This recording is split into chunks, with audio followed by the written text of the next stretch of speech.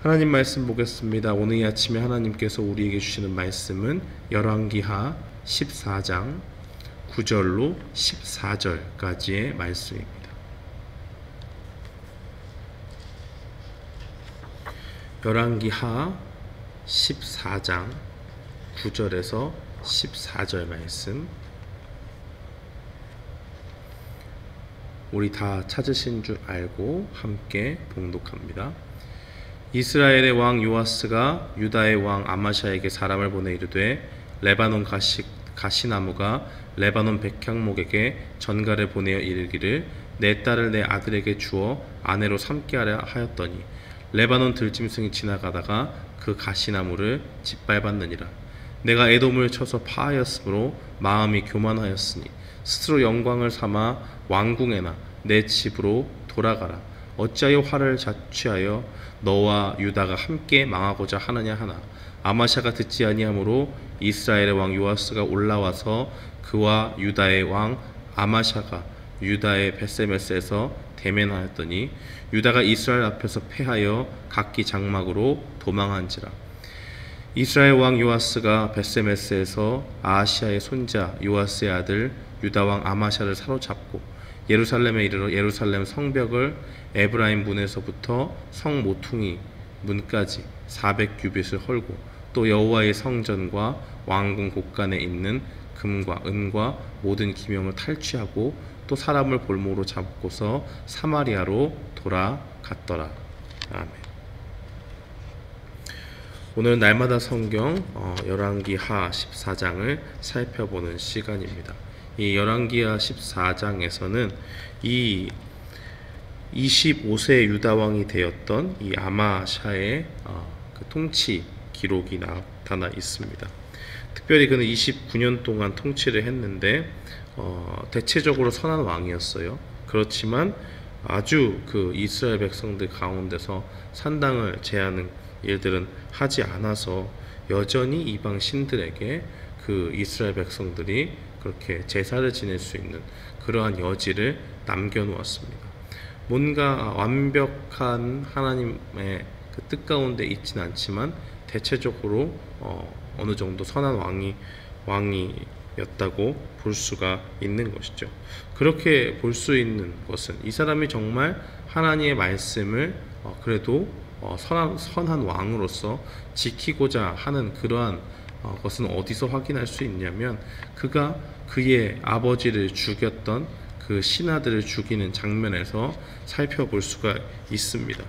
오늘 읽지는 않았지만 이 아마샤가 하나님의 하나님의 뜻에 따라서 이 왕으로 그렇게 세워진 다음에 자기 아버지를 죽인 이 신하들을 찾아가서 죽입니다.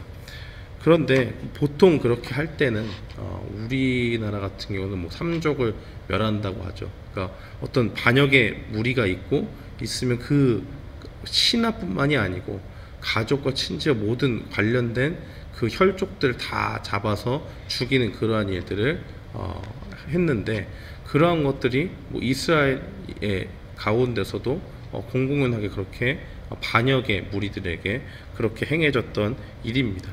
그런데 이 유다 왕으로 세워졌던 아마샤는 그렇게 하지 않고 그 정말 이 왕을 살해했던 자기 아버지를 죽였던 그 신하들만을 딱 죽이는 그런 모습을 볼 수가 있죠. 왜냐하면 우리가 본문 6절에 14장 6절에 나와 있지만 이 신명기 24장 16절에 보면 이 자식의 죄는 자식에게 묻고 이 아버지의 죄로 인해서 자식을 죽이지 말라는 그런 말씀이 나와 있는데 분명히 이것은 크나큰 유혹이 되는 것이 맞죠. 자기 아버지를 죽인 사람이 멀쩡히 신하로 그렇게 있는데 당연히 그 사람도 죽일 수 있고 그 사람과 관련된 모든 사람을 다 죽인다고 해서 그것이 뭐 왕에게 누가 뭐라고 하지 않죠. 그러나 이 말씀을 알고 있는 한 이 유다왕 아마샤는 도저히 행할 수가 없는 것입니다. 삼족을 멸할 수가 없는 것이죠. 왜 그렇습니까? 이것이 그냥 다른 사람의 뭐 간언이나 조언이 아니고 하나님께서 분명히 주의 말씀으로 주신 것이고 이 가운데서 모든 일을 행해야 됐기 때문에 이 삼족을 멸하는 일은 하지 않고 정말 그 아버지를 죽였던 그 사람들만을 찾아가서 그렇게 죽이는 그러한 일들을 하게 되죠. 그리고 나서 이 아마샤 왕이 이 전쟁에서 승리하는데, 특별히 에돔 사람 1만 명과 전쟁을 해서 그들을 이렇게 몰아내고 섬멸하는 그러한 일들을 합니다. 그래서 이 7절 말씀에 보면 셀라라는 성읍을 취했는데 그 성읍의 이름을 다시 지어서 요드엘이라고 했다라고 그렇게 나와 있습니다. 굉장히 뭔가 기세등등하게 승리를 장식했고, 근데 문제는 그 일들로 인해서 큰 잘못을 하게 되는데, 그것이 무엇이냐면 바로 그 마음 가운데 교만함이 생겼다는 것입니다. 이 상황에서 유다가 뭔가 큰 승리를 거두게 되자 이제 요아스는 뭔가 좀 더 큰 전쟁에서 이길 수 있겠다라는 생각을 하게 됩니다. 그래서 이 당시에는 이 북이스라엘과 남유다가 사이가 좋지 않고 그런 상황 가운데 대치 관계 가운데 있었는데, 요아스가 이제 이스라엘을 공격하고자 하는 그러한 말들을 하죠. 요아스가 아니고 아마샤가 그런 말들을 하죠. 싸움을 먼저 걸었어요. 우리가 한번 겨뤄보자 라고 이야기하니까 오늘 본문에 나와 있는 그런 이야기가 나옵니다. 이 이스라엘 왕이었던 요아스는 이 유다왕 아마샤가 전쟁을 걸어오니까 굉장히 하찮게 여겼습니다. 그래서 지금 두 나무가 나오게 되는데, 9절에 보면 레바논 가시나무가 있고 또 레바논 백향목이 있지 않습니까? 이 레바논의 백향목이라고 하는 것은 굉장히 고급 건축 재료로서 굉장히 튼튼하고 아주 좋은 건축 재료로 그렇게 사용할 수가 있지만, 생각을 해보세요. 가시나무라고 하는 것은 보잘것이 없죠. 가시가 많기 때문에 손질하기도 힘들고 망상하고 이러지 않겠습니까? 그 가시나무를 이 아마샤에 비유하고 이 요아스는 자기는 레바논 백향목이다 이러는 거죠. 그러니까 어떻게 가시나무 따위가 백향목에게 전가를 보내서 이 9절 말씀에 인대로 하면 혼인을 그렇게 청하는 그런 일들을 감당하느냐. 그렇게 하니까 어떻게 됐냐? 레바논의 들짐승이 지나가다가 가시나무를 짓밟았다 라고 그렇게 비유적으로 얘기하죠. 굉장히 이스라엘 왕이 보기에는 이 유다왕 아마샤가 붙자고 하는 것이, 대결해 보자고 하는 것이 정말 가짜않게 여기는 거예요. 그러면서 10절 말씀에 보면 내가 에돔을 쳐서 파하였으면 마음이 교만하였으니 스스로 영광을 삼아 왕궁에나 내 집으로 돌아가라.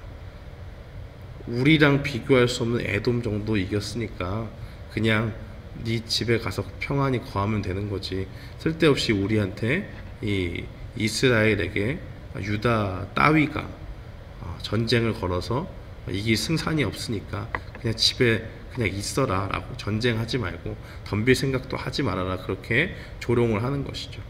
근데 아마샤가 이 얘기를 듣고 가만히 있었으면 되는데, 그가 올라와서 이야기를 듣지 않으니까 전혀 물러설 기색이 없습니다. 그러니까 요아스가 본때를 보여줘야겠다 싶어서 유다에게 쳐들어가게 되고, 그 가운데서 완전히 유다는 다 뿔뿔이 사람들이 흩어지고 도망하는 그러한 일들이 벌어지고, 그 13절에 보니까 예루살렘 성벽도 허물어지고, 14절에 보니까 또 그 왕궁 곳간에 있는 금과 은과 모든 기명들, 그릇들, 이런 것들 다 가져가고, 이 사람을 볼모로 잡아서 이 포로를 잡아가지고 사마리아로 그렇게 돌아가는 일들이 벌어지게 됩니다.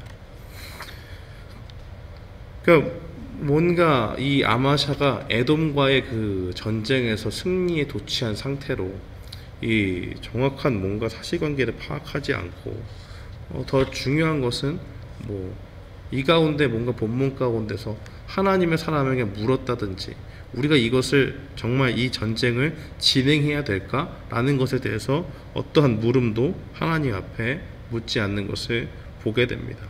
우리가 이 가운데서 깨달을 수 있는 것은 무엇입니까? 작은 성공에 도취해서 이렇게 하나님께 묻지 않고 모든 일들을 자기가 좋은 대로 그렇게 행하면 안 된다라고 하는 것을 분명히 볼 수가 있지요. 교만이 그 가운데 사로잡으니까 이러한 비극을 분명히 뻔한 결과가 있음에도 불구하고 그것을 이렇게 뭔가 사리 분별을 하지 못하고, 더더욱이나 중요한 것은 하나님께 묻지 않고 나아간 것에 크나큰 오류가 있었다라고 하는 것입니다. 그의 말로는 어떻게 됐느냐? 결국 라기스라고 하는 그 성읍이 있는데 거기서 이제 그 반역의 무리들을 통해서 그도 살해를 당하는 그러한 일들을 겪게 됩니다. 사랑하는 성도 여러분, 우리가 오늘 본문 말씀을 통해서 깨달을 수 있는 것은 무엇이냐? 우리의 마음이 늘 겸손함 가운데 있어야 된다는 것입니다. 이 에돔과의 전투에서 승리를 겪어서 이 자기가 좋은 대로 행해서 이제 뭔가 붙어올만 하겠다라고 전쟁을 진행했지만 그 가운데 큰 문제는 하나님께 묻지 않고 나아갔다는 것, 자기의 임의대로 판단을 해서 이 상황 가운데서 이 정도면 내가 승리할 수 있겠다라고 하는 그 교만함 때문에 그가 무너졌다라고 하는 것을 분명히 볼 수가 있습니다. 사랑하는 성도 여러분, 이 말씀을 기억하면서 날마다 우리의 삶이 어떠해야 되느냐? 하나님 앞에 묻고 주님 앞에서 우리의 뭔가 자신감을 가지고 뭔가 진행하는 것이 아니라 우리의 인생 가운데에 어떠한 일들을, 중대한 일들을 결정을 할 때 하나님께 묻고 구하는 가운데서 하나님이 허락하시면 하는 것이고, 그렇지 않다면 내가 보기에 분명히 이것은 뭔가 승산이 있는 게임인데 마땅히 행해도 이길 것 같은데 이런 것은 전혀 중요하지 않다는 것을 보여주는 것이죠. 우리의 인생의 주인이 누구냐, 참된 승리가 어디로부터 나오느냐 하는 것을 이 아마샤가 기억을 했다면 반드시 하나님께 묻고 나아가야 했다는 것을 분명히 기억해야 됩니다. 사랑하는 성도 여러분, 오늘 이 말씀을 기억하면서 우리 마음을 하나님 앞에 늘 낮추고 겸손한 가운데서 주님께 묻고 구하며 우리의 갈 길을 주님께 늘 묻는 가운데서 주의 음성 가운데서 우리가 인도함을 받아서 주님 앞에 살아가는 우리 모두가 되기를 주님의 이름으로 축원합니다. 아멘.